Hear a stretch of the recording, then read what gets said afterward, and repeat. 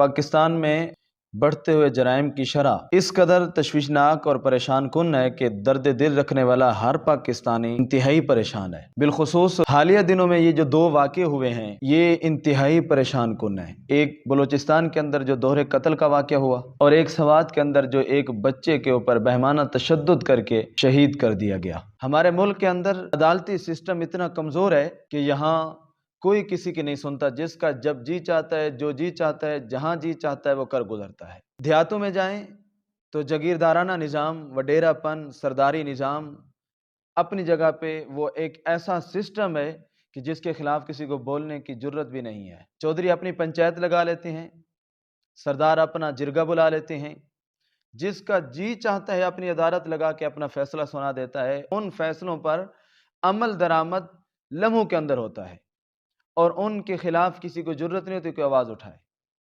صاحب، اگر میرے اور آپ کے معاشرے میں نظام ہوتا، ہم نے اسلام کو اپنی پریکٹیکل لائف میں عملی زندگی کے اندر لاگو کیا ہوتا، آزمایا ہوتا، نافذ کیا ہوتا، تو میرے اور آپ کے معاشرے کی یہ صورتحال نہ ہوتی۔ مدرسے میں ہونے والے پہلے جرم کو اگر روک دیا جاتا اور اس کو سزا آئینی اور قانونی تقاضے پورے کر کے عبرتناک سزا دی جاتی تو کسی کی جرت نہ ہوتی دوبارہ اس طرح قدم اٹھانے کی۔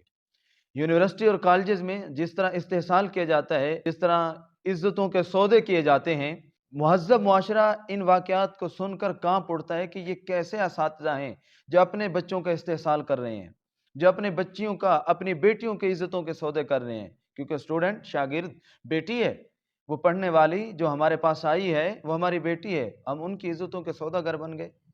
اگر ان جرائم پر بروقت کنٹرول کر لیا جاتا، ان جرائم کو قابو کر لیا جاتا، مجرموں کو قرار واقعی سزا دے دی جاتی، تو صاحب معاشرے کے اندر امن و سکون بھی ہوتا اور آج عزتیں بھی سب کی محفوظ ہوتی ہیں۔ کسی وڈیرے کو جرت نہ ہوتی کہ اپنے ڈیرے پہ وہ پنچایت لگائے، اپنے ڈیرے پہ مزدور کو وہ اپنی مرضی کی سزا دے۔ کوئی تیزاب ڈال دیتا ہے، کوئی جلا دیتا ہے، کوئی اس کو جناب کیا کرتا ہے، کوئی کیا کرتا ہے۔ سوچ کر کانپ اٹھتے ہیں درد دل رکھنے والے لوگ کہ یار یہ کیسا معاشرہ ہے جہاں پہ انسانیت نام کی چیز ہی نہیں ہے۔